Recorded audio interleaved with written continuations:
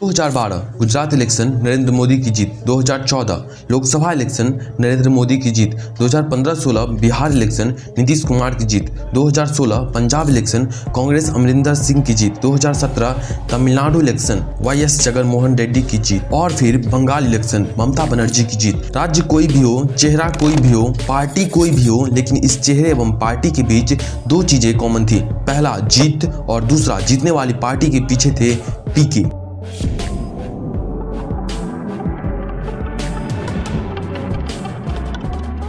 पीके ने भारतीय राजनीति में ऐसे दांव खेले जिनसे पूरा राजनीति ही पलट गया।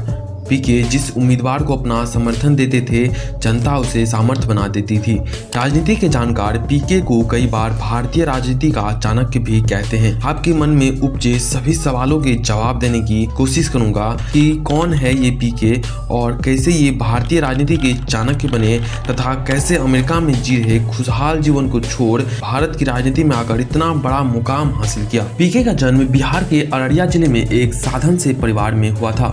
बहुत कम उम्र में उनका घर अररिया से बक्सर शिफ्ट हो गया, जहां से उन्होंने शुरुआती शिक्षा प्राप्त की।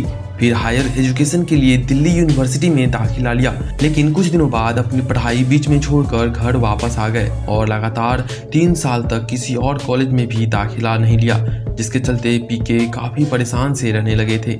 लेकिन पीके और महात्मा गांधी में एक बात कॉमन थी जो पीके को महान बनाता है। उसकी बात वीडियो के आगे में करेंगे। उससे पहले पीके को घर से दबाव पड़ने लगा था, इसीलिए उन्होंने उत्तर प्रदेश के कॉलेज में दाखिला लेकर ग्रेजुएशन कंप्लीट किया और फिर 2 सालों का गैप लेकर हैदराबाद से पब्लिक हेल्थ में पोस्ट ग्रेजुएशन भी कंप्लीट की। पोस्ट ग्रेजुएशन कंप्लीट करने के बाद उन्हें यूनाइटेड नेशन की ओर से जॉब ऑफर आया और पीके की पोस्टिंग पहले आंध्र प्रदेश में हुई और फिर बिहार में। पीके बिहार को बचपन से जानते थे, इसीलिए बिहार में आकर इन्होंने अच्छा काम किया, जिस वजह से पीके को United nation India country office बुला लिया गया और फिर वहां से यूनाइटेड नेशन भी चले गए। यूनाइटेड नेशन के हेडक्वार्टर पीके को जरा भी पसंद नहीं आया। वो हमेशा से ग्राउंड जीरो पर काम करना चाहते थे और इसीलिए पीके अफ्रीका के देशों में जाकर पब्लिक हेल्थ पर काम करने लगे। इसी बीच पीके ने 2010 ईस्वी के दौरान भारत के सबसे डेवलपमेंट राज्य गुजरात, महाराष्ट्र, हरियाणा, पंजाब पर एक रिसर्च पेपर तैयार किया, जिसमें दिखाया गया था कि डेवलपमेंट राज्यों में भी लोगों को सही से न्यूट्रिशन का भोजन नहीं मिल पा रहा है।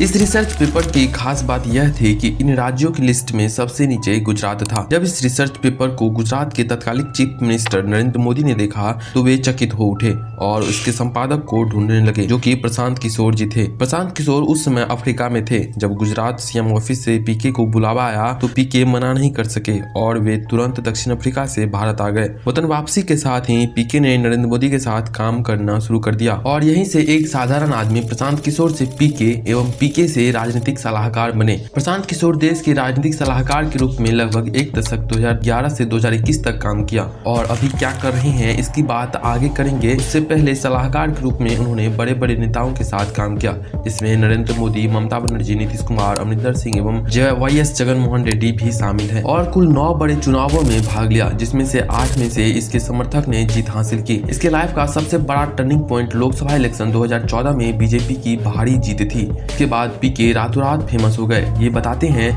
कि राजनीतिक पार्टियों को सलाह देने के लिए ये कोई भी फी नहीं लेते हैं, बल्कि मुख्य लीडर के साथ कंधा से कंधा मिलाकर चलते हैं। मुझे वो रिश्ते बनाने मैं चीफ मिनिस्टर के बगल में बैठ के और उनसे बराबरी पर बात कर वो चाहिए आपको। ये मुझे चाहिए, मुझे अकाउंट में पैसा नहीं चाहिए। 2016 में हुए पंजाब इलेक्शन के बाद अमरिंदर सिंह का एक ट्वीट काफी वायरल हुआ था, जिसमें लिखा था, पीके और उसकी टीम की मेहनत की वजह से हम लोग पंजाब जीत पाए हैं। और बाद में जब अमरिंदर चीफ मिनिस्टर बने तो उन्होंने पीके को मंत्री का पद भी ऑफर किया था, लेकिन पीके ने इसे लेने से मना कर दिया। इन्हीं कुछ महत्वपूर्ण कारणों की वजह से पीके को लोग चाणक्य भी कहते हैं। फिलहाल पीके राजनीतिक सलाहकार के रूप में काम नहीं कर रहे हैं। इसका कारण उन्होंने यह बताया है कि जीत के बाद नेता लोग बदल जाते हैं। जिस उद्देश्य के लिए चुनाव जीतते हैं उसी उद्देश्य को पूरा नहीं करते हैं, अर्थात जनता की भलाई। इसीलिए पीके ने अपनी एक नई पार्टी का गठन किया है, जनसुराज। क्योंकि वे बिहार से आते हैं, इसीलिए पीके ने लक्ष्य रखा है कि बिहार के लगभग 4000 गाँव का पद यात्रा करेंगे, जो कि महात्मा गांधी के पद यात्रा से इंस्पायर्ड है, तथा ग्राउंड जीरो पर लोगों से बात कर उनके समस्याओं को सुनेंगे, ताकि अगर वे एक दिन सत्ता में आए तो इन सभी समस्याओं का निपटारा कर पाएं। और ये पद पद यात्रा लगभग 1.5 साल से चल रही है, जिसमें पीके अब तक 2000 से अधिक गाँवों का भ्रमण कर चुके हैं। पीके का लक्ष्य है जब वो मरे तो बदहाल बिहार टॉप 10 राज्यों की सूची में खड़ा हो और अच्छे शिक्षा एवं लोगों को रोजगार यहीं पर मिले। और ऐसे ही इंफॉर्मेटिव वीडियोस के लिए let's check out the channel.